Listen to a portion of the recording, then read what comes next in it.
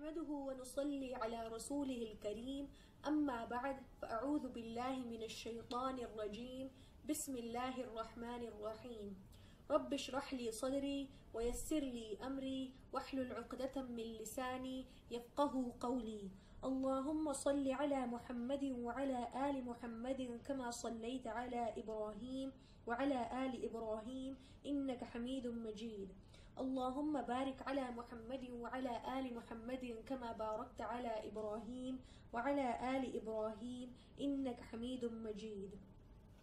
Number 1 اسلامی تاریخ. ام المؤمنین حضرت حفصہ رضی اللہ عنہا. حضرت حفصہ رضی اللہ عنہا حضرت عمر رضی اللہ عنہ کی صاحبزادی اور حضرت عبداللہ بن عمر رضی اللہ عنہ کی حقیقی بہن ہیں. نبوت سے 5 سال پہلے پیدا ہوئی. پہلے حضرت خنیس بن حذیفہ رضی اللہ عنہ سے نکاح ہوا. وہ غزوہ بدر میں شدید زخمی ہو کر کچھ دنوں کے بعد شہید ہو گئے تو حضور صلی اللہ علیہ وسلم نے ان سے نکاح فرمایا. حضرت حفصہ رضی اللہ عنہ بڑی فضل و کمال کی مالک تھیں. ان کے بارے میں ابن سعد نے لکھا ہے کہ وہ دن میں روزہ رکھتی اور رات میں عبادت کرتی تھی اور آخر تک ان کا روزہ رکھنے کا عمل جاری رہا. اختلاف سے بڑی نفرت کرتی تھی. دجال اور اس کے فتنے سے بہت ڈرتی تھی. انہیں علم حدیث و فقہ میں بھی مہارت حاصل تھی. حدیث کی کتابوں میں ان سے 60 حدیثیں بیان کی گئی ہیں جو انہوں نے حضور صلی اللہ علیہ وسلم اور حضرت عمر رضی اللہ عنہ سے سنی تھی.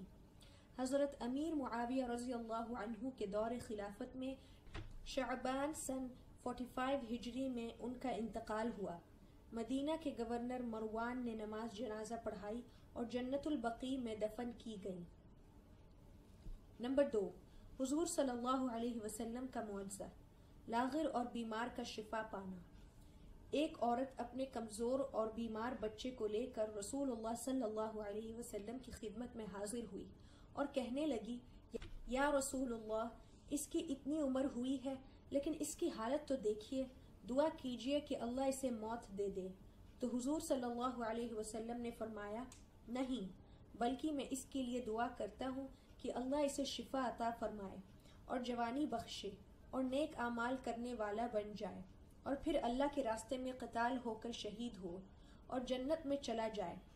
چنانچہ حضور صلی اللہ علیہ وسلم کی دعا کی وجہ سے اللہ نے اسے شفا بخشی اور جوانی پائی اور نیک اعمال بھی کیے اور پھر اللہ کے راستے میں قتال کرتے ہوئے شہید ہو گئے اور پھر جنت میں داخل ہو گئے.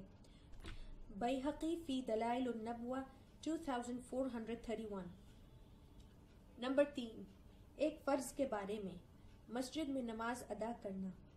رسول اللہ صلی اللہ علیہ وسلم نے فرمایا جو مسلمان نماز اور اللہ تعالیٰ کے ذکر کے لیے مساجد کو اپنا ٹھکانہ بنا لیتا ہے تو اللہ تعالیٰ اس سے ایسے خوش ہوتے ہیں جیسے گھر کے لوگ اپنے کسی گھر والے کے واپس آنے پر خوش ہوتے ہیں. ابن ماجہ حدیث 800 عن ابی ہریرہ رضی اللہ عنہ. نمبر 4 ایک سنت کے بارے میں. جہنم کے عذاب سے حفاظت کی دعا.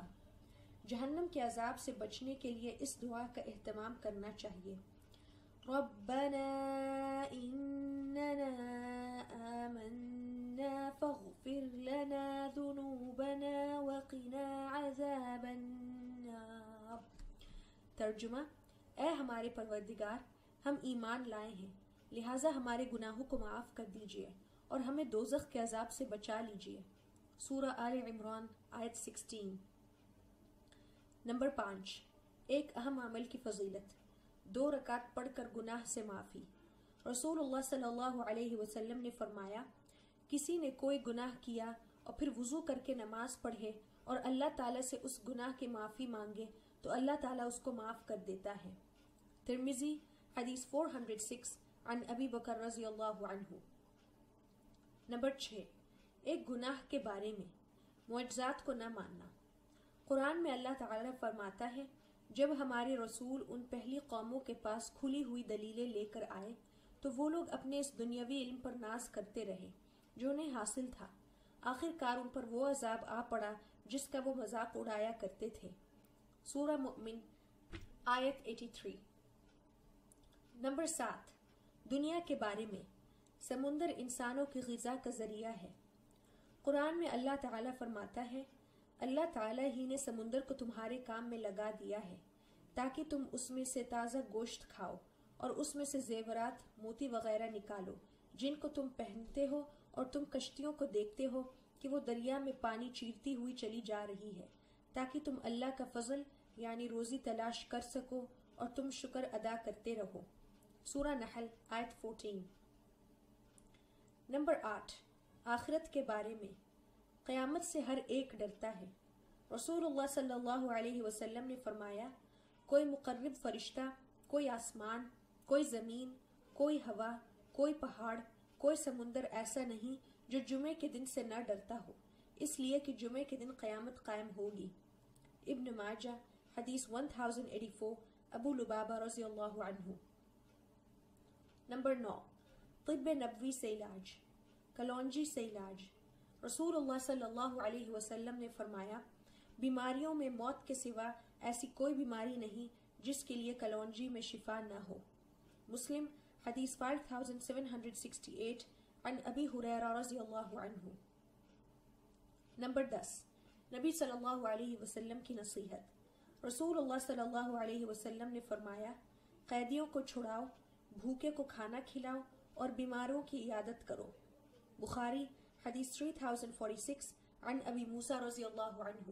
سبحان ربک رب العزة عما یصفون وسلام علی المرسلین والحمد للہ رب العالمین۔